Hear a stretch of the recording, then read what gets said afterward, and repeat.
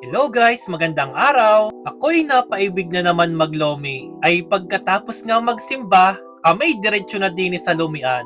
Ay dini nga lamang are sa tapat ng SM City Batangas. Wakas Bistro kung tawagin, katabi ng baliwag. At dini sa iskinitang are ang daan papasok. Ay aringat nasa loob na kami. Wakas Bistro, nagsimula pa noong 2016. Kasama ko ngayon ang isa kong pamangkin at ang aking butihing ina. At ari nga pala ang hitsura ng loob ng Wakas Bistro. At tamang-tama nga at kami lamang ang tao sa oras na are. Kaya nga naisipan kong mag-video kahit kaunti. At ari nga ang kanilang menu ay pagkakadami naman ang pagpipilian. At dahil nga ito'y resto bar ay meron ding mga pulutan at mga alak ang sineserve din eh. Pati din ang mga bilao orders para sa mga espesyal na okasyon. Ay aringat hinayin na ang mga condiments para sa ating lome. Abay ang lome ay hindi sasarap kapag wala ang garne. Ay syempre ang gusto ko'y madaming sili para maanghang. At dahil nga kami lang ang tao ngayon, abay pagkakabilis ding maluto.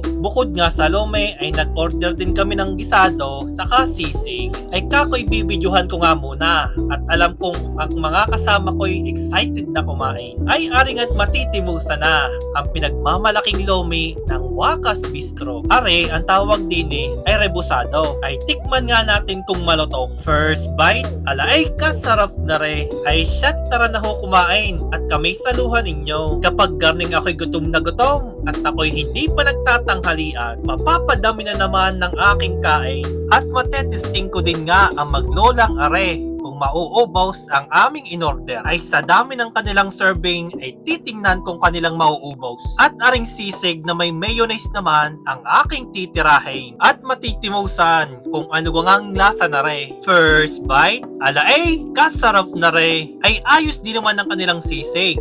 Pero mas okay siguro kung may itlog. At itinuloy ko na nga ang pagkain ko ng lome. At yun naman talaga sadya ang sinadya ko din eh. Ayos din naman nga ang kanilang toppings. Merong atay, repusado, itlog, at meron ding lumpia. Kaso nga lamang, ang hinahanap ko din ay yung napakalutong na pupor. Pero ayos na din. At sa dami ng servings nila ay hindi ka na malulugi. At kita mo naman nga ang dalawang are ay enjoy na enjoy sa kanilang tinakain. At sabi kong ngay bawal magtira at bawal ding i-take out. At kainin na lamang din Kahit alam kong kami busog na, abay piliting ubusin ng pagkain at ayaw ko nang may natitira. Pero aringat hindi din talaga namin maubos. Kaya salamat sa Wakas Bistro at kami busog na busog.